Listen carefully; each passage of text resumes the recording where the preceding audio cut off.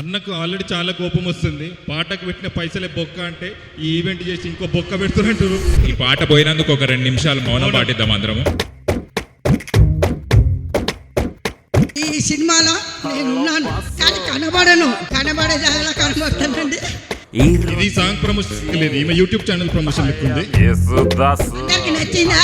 ఎందుకంటే రాత్రి కాగానే అదే కదా మనకు మానమన్నా మానరు, ఇలా పాడైపోతారని ఆ పాట తీసేసి అనుకుంటున్నాను. సో సినిమా స్టార్టింగ్ లో ఒకటి అవుతుంది, స్పాయిలర్ కాబట్టి చెప్పొద్దు. సో ఒకటి అయినందుకు ఒకటి చేస్తారు, అందుకు ఒకటి అవుతుంది. సో ఆ ఊరికి ఒకటి వచ్చి ఒకటి ఇస్తుంది అన్నట్టు.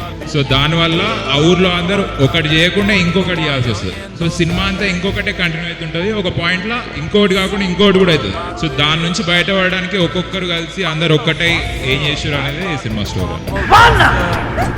సాంగ్ ఎంత బాగుందంటే ఆ సాంగ్ హై పాయింట్ సినిమాలో. ఓకే, సో మిగతా లో పాయింట్లను బ్యాలెన్స్ చేయడానికి హై పాయింట్ తీసేయాల్సి వచ్చింది. ఈ పాట ఎవరెవరికి కావాలి సినిమాలో అని అనిపిస్తే వాళ్ళందరూ నాగశ్విన్ గారికి ఇన్స్టాగ్రామ్ లో DM చేయాలి.